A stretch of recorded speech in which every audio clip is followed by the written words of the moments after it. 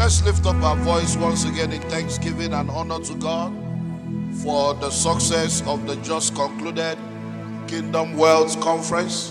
Let's lift up our voice and adore Him. Praise, Lord. Let's magnify His name. For the success we of Kingdom prayed, Wealth Conference, we planned, thank you, and Jesus, God Lord, proved Himself. Let's thank Him for all the guest ministers. Let's thank Him for all the souls that were saved. Let's thank Him for testimonies. Let's thank Him for mighty visitation. Let's thank Him for the release of His glory. Let's thank Him for wisdom, for clarity, for guidance, for understanding. Let's worship Him for testimonies. As a result of this conference, Lord, we worship you, we honor you, Lord. Hallelujah to your name, oh God. Lord, we say thank you, Jesus. In Jesus' mighty name, we have given thanks. Amen. Father, we thank you because indeed you are a good God. Thank you, Jesus. Thank you because you are a faithful God. Thank you, Lord. Thank you for the success of the just concluded conference. Thank you for your faithfulness. Thank you, Jesus. Lord, we thank you because as days rose to weeks and weeks rose to months, we'll continually see the manifestation of your glory. Amen. We give you glory. Hallelujah. Because you are just too good to fail. Amen. Thank you for this awesome service. Thank you, Jesus. Do what you alone can do. Amen. In Jesus' mighty name we pray. Amen. Hallelujah. You may please be seated. So today we're going to be spending time. It's more like an open house session. We'll spend the last 3 weeks on the series on vital considerations before you join the Jakpa Bandwagon. And this morning we just want to take time to answer some questions. So the ushers will go around. If you have any question that you'd like us to clarify or discuss with reference to what we have shared in the last 3 weeks, feel free to write down your questions, give them to the ushers, and then we'll see how far we can go within the time that is available to us. Some questions, loads of questions have actually come in online, but we're going to take some of them while we are waiting for the questions here. This looks like a very long one, but I'm going to try and see. This is from Helen from Coventry. Hello, doctor. I stumbled upon a clip where you were talking about marriage. Is your marriage strong enough for relocation? And that caught my attention and led me to go look for the series. I've listened to all the series and I wish I've heard this before leaving Nigeria. I've been married for 12 years before leaving Nigeria 4 years ago, based on a mutual agreement between my husband and I that I will come with the children and he will be coming to see us once every quarter. He did that for the first year, and then COVID hit. And for over a year, he could not come. And that has put a great strain on our relationship because I've been struggling alone with 3 children.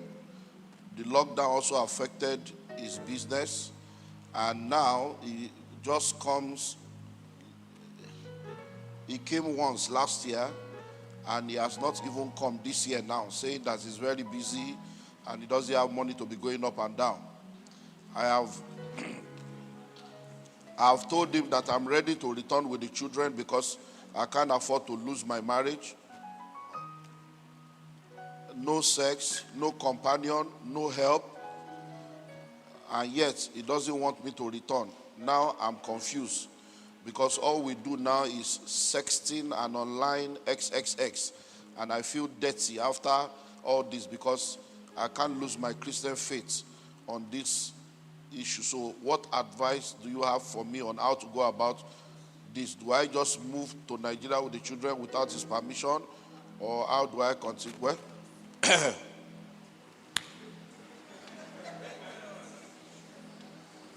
you are laughing, but it's serious. It's serious. I really don't know what to say than to say that you guys need to have a serious sit down because many times communication, as far as I'm concerned, is the bedrock of any relationship. Effective, open, honest communication. And I think there needs to be that honest communication because the lockdown, nobody planned for lockdown. So, like you said, in the first 1 year, it was coming quarterly. Now, lockdown came in. He couldn't come for over a year. Within that 1 year that he didn't come, that it was lockdown, nature abhors vacuum. So within that 1 year plus, he has probably adjusted to life without a family. And to adjust back is something else. And then from what you have said again, the lockdown has affected his business. So finance is an issue. You need to know that when a man does not have money, it's not just I don't have money. Man and money, man and his work is connected to his purpose and his identity. So when a man does not have the kind of money he needs to take care of responsibility, it messes up a lot of things about him. And for him to keep coming, if the business is not moving and there is no money, it's really an issue. And you now say you want to return with 3 children. You are seeing it from the point of, oh, let me return and go and face my marriage. And he's probably seeing it from the point of all the money he has already spent. And he's thinking, so this is the end. Now, and then when all of you now come, so it's really a very challenging one. I can understand that. But the solution is communication. It's not something that an external person like me can help you with.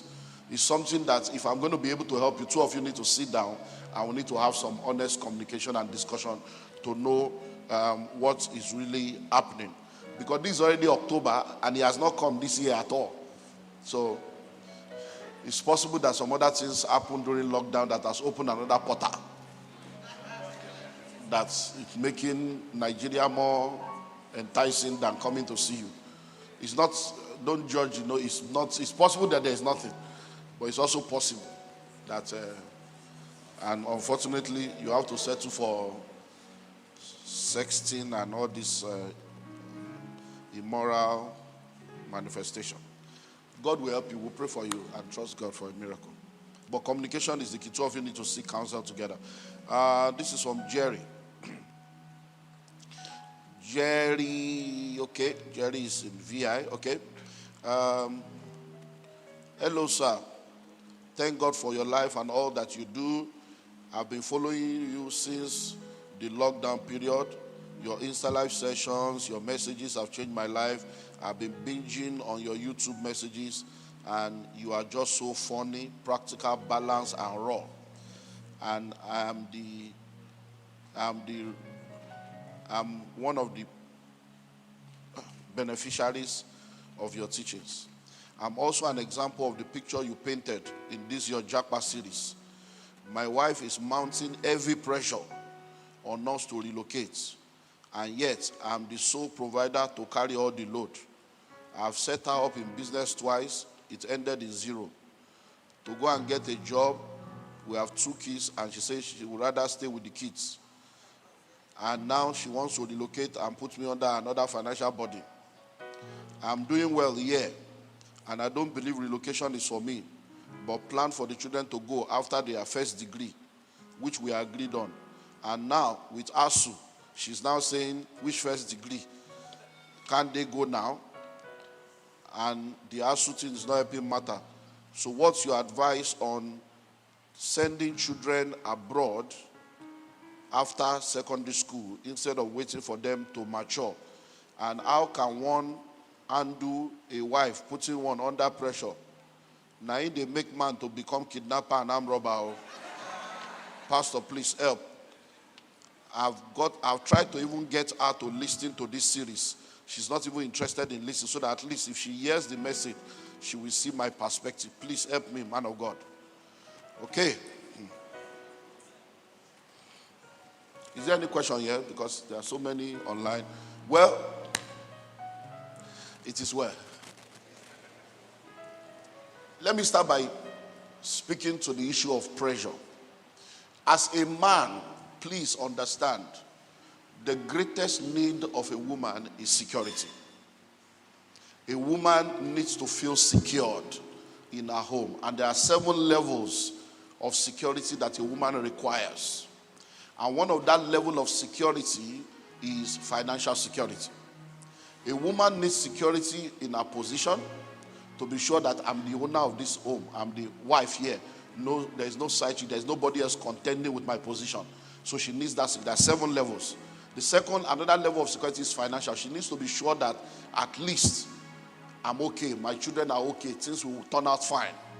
And you need to understand that as a man, when you are getting married, the way women are raised in this part of the world, women are raised to depend on their man. Women are raised to look forward to their man coming to be a provider. And you as a man, when you are not able to provide, it makes the woman to feel insecure. So this pressure you say she's mounting on you is a function of the environment we live in.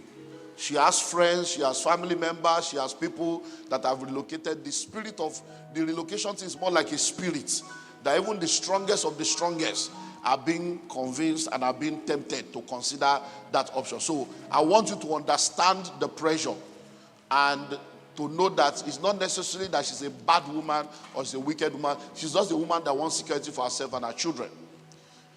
That being said, you need to understand as a man, I think I mentioned it while we had this series. You see, one of the challenges we have in marriage is that a lot of men have refused to confront issues in their marriage because they want peace to reign. And now you see, that fake peace is not peace. And especially Christian men, if it's unbeliever men now, they can dabaru everything, scatter everything. But especially Christian men, we have this man say, I don't want trouble. Well, let's just allow sleeping dog to lie. But you can't allow sleeping dog to lie if it's lying on the bed you are supposed to sleep on. So when a woman is pressuring you and it has come to a point where it's getting at you, it's time to sit down and have the hard decision and hard discussion. In Yoruba, daru katusha. It's time to sit down and face the reality and say it the way it is and express yourself so that she can get clarity. Because now you are saying that they make man go become kidnapper so that you will not become Evans. And then at the end of the day, the woman, where is Evans' wife and children today? And nobody knows. If you don't Jakpa, leave the man. So listen and listen well. Don't ever allow any human being, wife or husband, parents or spouse or anybody, to lead you in the negative part or to lead you to do anything that is contrary to your conviction, contrary to your value, contrary to your belief, and that will be contrary to the will of God for your life. Because at the end of it, marriage, now here it starts, now here it the end. When you arrive in the other side, there is no Mr. and Mrs. You are arriving before God by yourself. So you might need to sit down with her and let her know that this is not going to happen. If you want to relocate, let's sit down and have a discussion. Because there are some things that should not continue. Because if you find yourself under that, you won't know when you will manifest and do what you're not supposed to do. To the real question of children. Now, please listen to what I'm saying attentively. Listen. Whether you send them away after secondary school or you send them away after first degree, it's not really about when you send them away. It's about what you send them with. What is inside them when you are sending them. Because you see, I said something about university education in Nigeria being cheap, being one of the cheapest and the best in some courses. Now, depending on the kind of course that your children want to study, because there are some courses people want to study that are really the courses that will help their future, it's not available in Nigeria University. So it means that if they have to go through first degree here, they may have to go for a second, third option and now go to masters and begin to try to readjust life. And again, if you are sending people away, they finish secondary school, they have never traveled before, and you send them abroad without putting God and value in them, they may not return normal. Because you have no idea the curriculum, the influence of the environment that you are sending them into. There are people that have sent their children out and they return gay, they return lesbian, they return atheist, they return all kinds. You will be shocked at how your labor can turn around and you will regret it. So it's not really about whether it's secondary school or university or second degree. It's about ensuring that if you have a plan that your children should school abroad, start the plan from when they are young and start instilling responsibility, values into them and start helping them to have a world view and a global perspective and start helping them to understand the place of decision and consequences. Because you see, let them understand that, look, in life, when we start out, you depend on me. So you are in the what we call the dependent stage.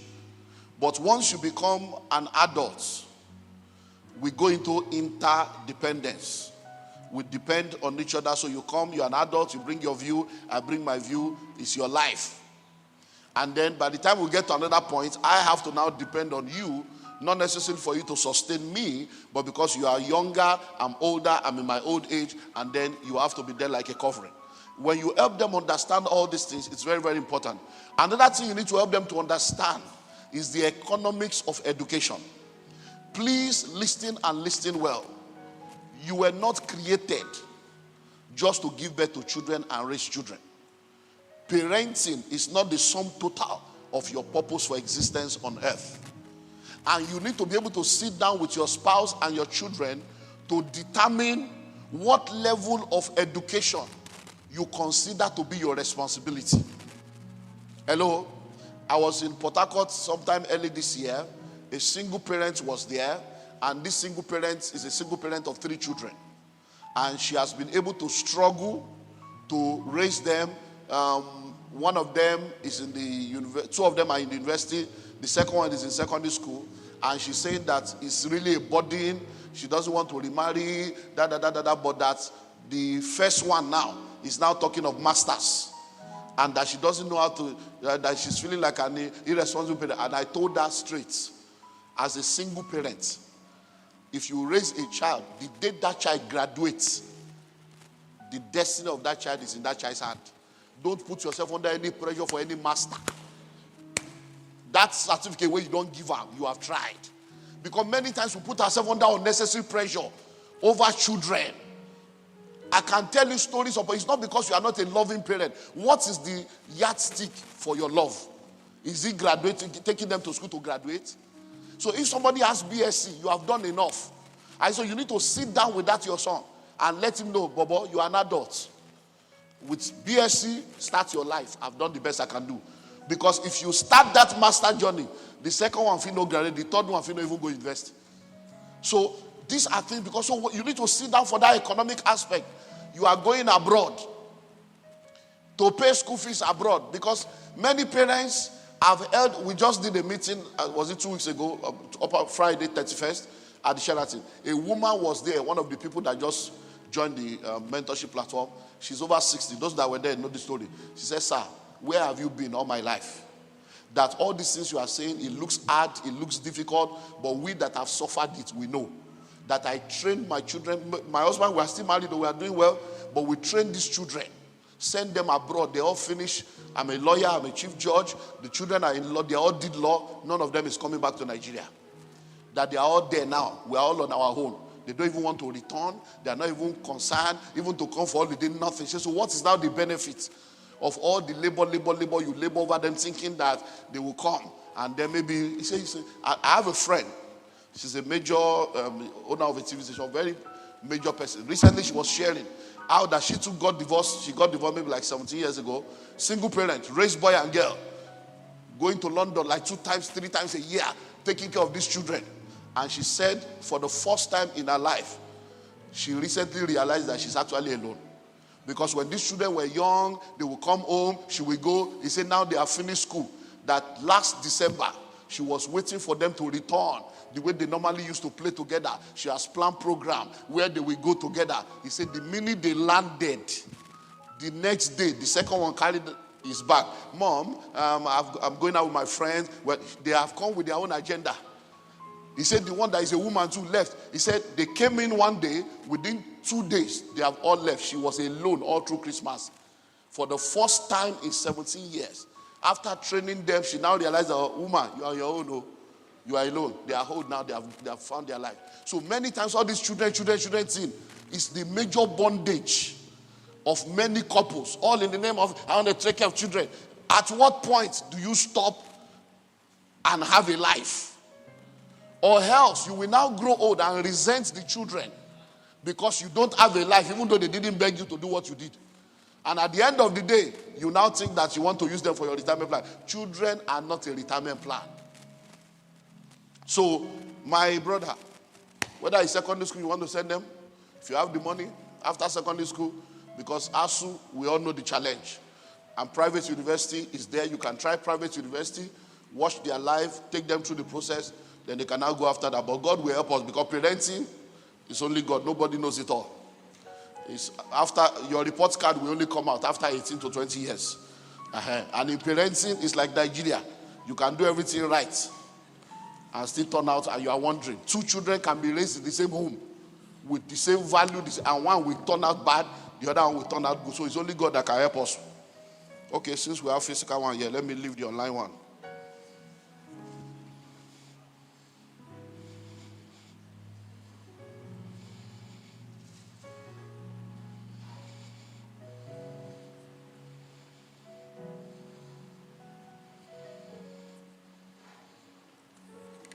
Okay? If God has inspired you to relocate for the time being, but you want to have something working for you back home, but your business has not started, how do you go about living abroad and having a thriving business in Nigeria while abroad? It's a very serious matter. You say you have not even started. So if you have not started, I don't know how you are going to start. And then something, because see, once you don't understand, anytime you want to do things, study the psychology of the environment you are in. The psychology of the Nigerian environment is, I can't come and kill myself. Monkey they walk, baboon they chop. Let me see how I can quickly get my own and blow. So for you to be abroad, you can go and ask anybody and have business in Nigeria, and some people are managing the business for you. So we go to work for you, go there abroad, Abi.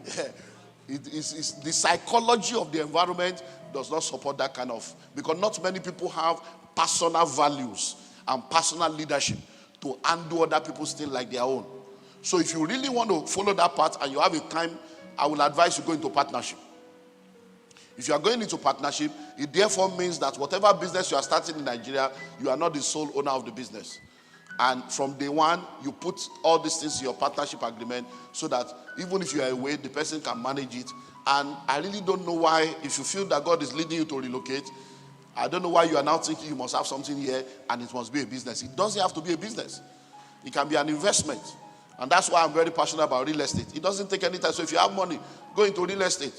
By the time you buy a lot of real estate and you are getting your return, it's once a year you have to discuss rent. Even if you do short let, there are people that can manage that for instead of doing business. Because business in Nigeria.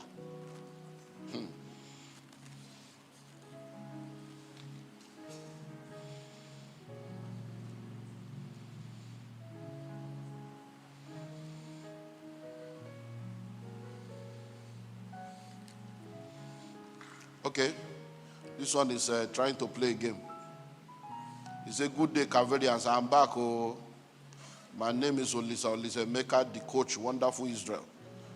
Please, church, I did my membership class between 1999 and 2001 twice. Do I need to do it again? Yes. Once you leave Calvary Bible Church without formal information for 6 months, when you return, you are no more a member. That's the policy of the church. If you are leaving the church, you should write to us. Because, see, the Bible says, those who honor me, I will honor. There's so much dishonor in church. You are in a church for 5 years, 6 years, 7 years. You claim to be a member. We bless you, my daddy, my mommy. And then you want to leave the church. You just disappear like a nobody. And then you want to now show up again like a vagabond. It doesn't work like that. We don't encourage all those kind of irresponsible Christianity here. This is a family. And you can't just disappear from your home and show up again. You are no more a family member. You have shown yourself not to be a part of the family. So if you are leaving the church, you see we're sending off people. Even if you are going to another church, going to another state, let us know. Let's send you off properly. If you do that, even if you return after 5 years, you welcome back home. But if you do not do that, after 6 months when you return, you are starting all over again. So even though you have done this 2 times, you do the 3rd one.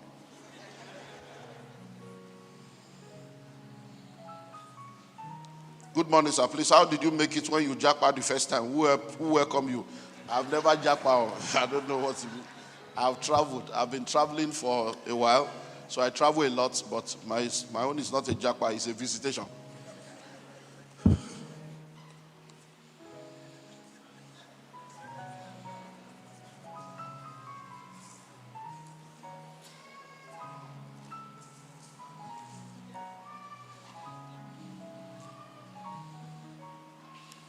Okay. Pastor, I heard this on radio on Friday. A man was lamenting that his mother-in-law is encouraging her daughter to get married to another man from abroad so that she can go abroad.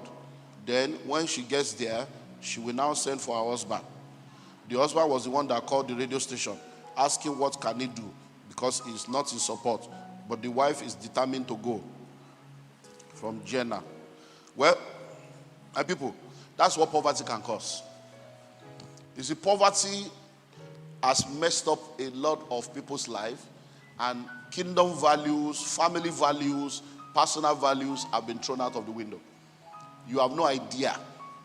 I think in the midst of the series, I still told you of a couple here. The husband and wife agreed. The husband don't go now, saying go get baby mama, he go do RNG, bring the wife. Now he don't go. The thing don't hook. The woman don't hook her for there. The wife too don't they bring man, can't sleep when children they see her. So you don't have, and they will still come to church and be lifting up on holy hands, looking like normal people. When I say many of you are not normal, it's not an insult. I know what I'm talking about. In this same church, we have had two people engage, as in engage, and the brother and the sister agreed because somebody won American visa lottery that the brother will go to registry with another woman in Nigeria, so that when they go there, they go do American lottery, go come bring, and nothing. So I can tell you stories upon stories. In this same church, we had a woman that said that they should change the daughter's name to her brother's name, so that the brother can adopt their daughter, so that the daughter can go abroad. And the other said, how can another man adopt my own child? And she didn't see anything wrong in it. She was even the one that came to report the husband. Pastor, can you imagine?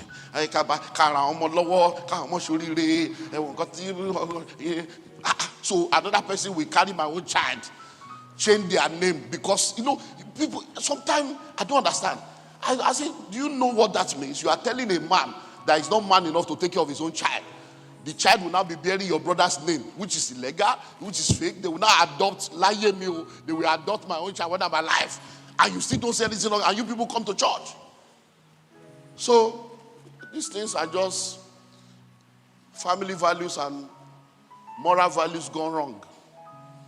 For the woman to be interested, it shows you that there are deeper issues.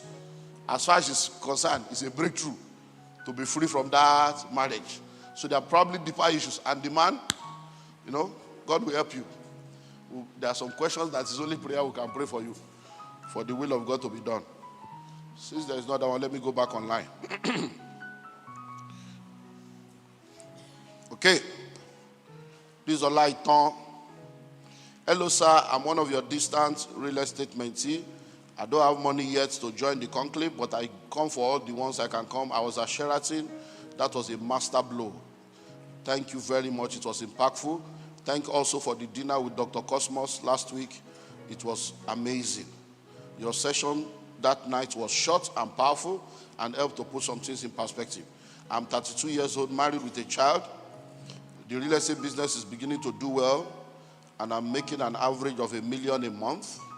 I've started building, but looking at the state of things in the country, I'm thinking of relocating with my family to give them a better life. I've heard all the series, part 1 to 3, but I'm still thinking of going with my family. So I want to sell the house and then look for a way to get people to help me manage the real estate business while I'm away, and I'll be coming, regularly to work with them. How do you think I can go about this issue of the business, and do you think I should sell the house? Oh, wow. At 32, you are making $1 million a month. That's like 32. That's like 12 million per annum. At 32, 12 million. Do you really? I don't know how much you think people there are making. I don't think you have an idea, because I think I mentioned this thing. Many of you think that when they tell you, I do 5,000 a month. Let me tell you something. Anybody that is earning 5,000 a month, their tax alone is like 2,000. 40%. I mean, 40% in London, 5,000. Yeah? So by the time you earn 5,000, you are actually going home with 3,000. 40% is already gone. Tax. Then you now pay mortgage. You now pay car notes. I don't think you guys have any idea of the way some of this is work. Because all you see is 5,000 times 730. That's your own mathematical calculation. Forgetting that if you make the money in dollar, you spend the money in dollar. So at 32, you're already at the level where you're making $1 million. If you put everything into that business and you scale up, you can do 10 million a month. Because there are people in the same real estate that are doing turnover in billions every year, even in this economy. So,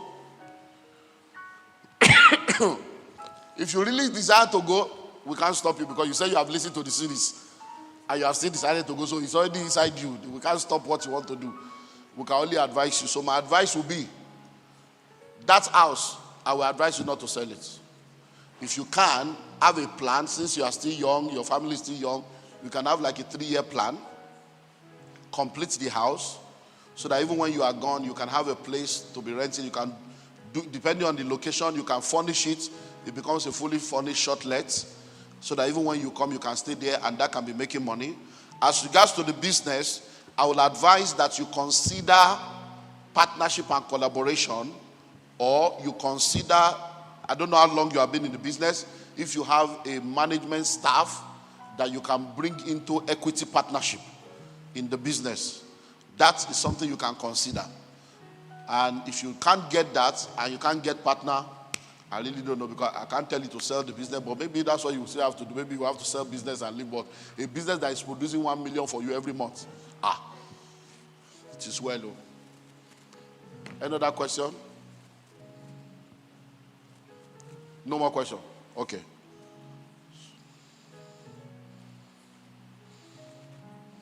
Sorry, this online. No, don't jump, come out.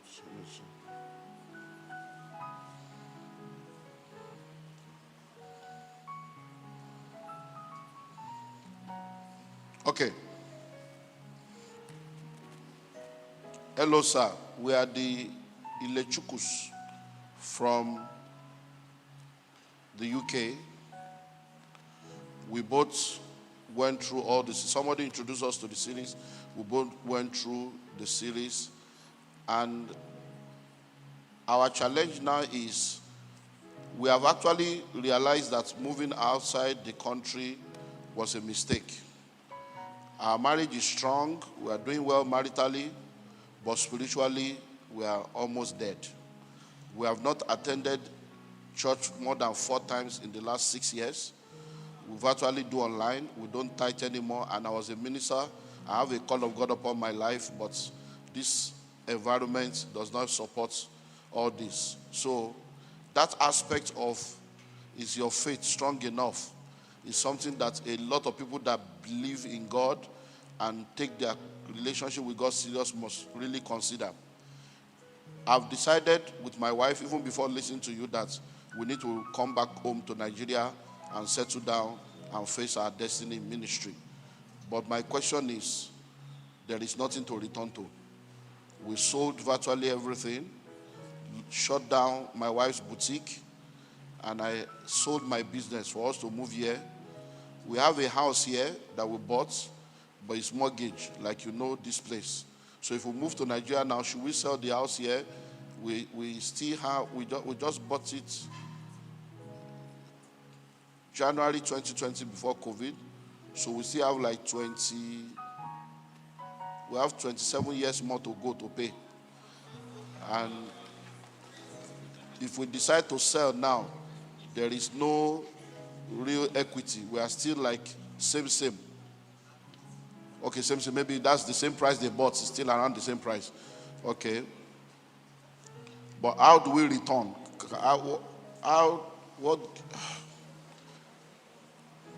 How do we return when there is nothing?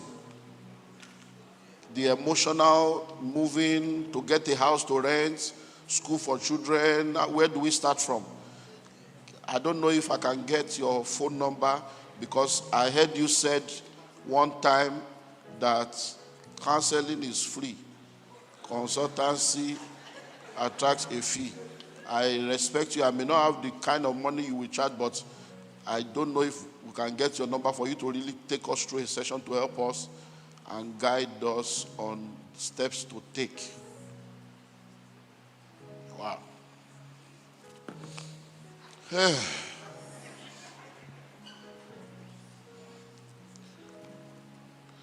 Well,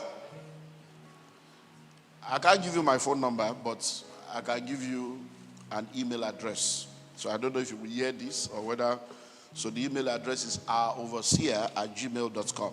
Send me an email and then we'll probably arrange a Zoom meeting to be able to see how we can get more information. Because everything you have said now is about you alone. You have not said anything about the support system that is available or unavailable. So if you are saying there's nothing to return to, do you have parents? Do you have siblings? Do you have friends? Do you have colleagues? So I need to know, because you may not have something for yourself to return to, but there might be support system that will be able to assist you. And I also need to know a lot of things. What were you doing? What level were you in Nigeria? Where were you staying? And all those stuff. Thank God your wife has accepted. You are all agreed to come back, so that's a good one. And the issue of the house in the UK too, I'll need to understand few details. So if you can send me an email, I'll actually be in UK in another 10 days. So we can actually see physically if it's possible. But I can't give you my phone number. Just send an email. That's how far we can go. Okay, I want us to pray. And the prayer is very simple.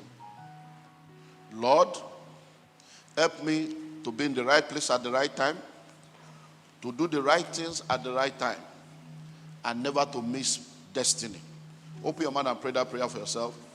Lord, help me to be in the right place at the right time, to do the right things at the right time. Lord, help me, Lord, and never miss destiny. to be at the right place at the right time, to do the right thing at the right time, and never miss destiny. Lord, help me, Lord. Lord, help my life, Lord, to be at the right place at the right time, doing the right thing at the right time,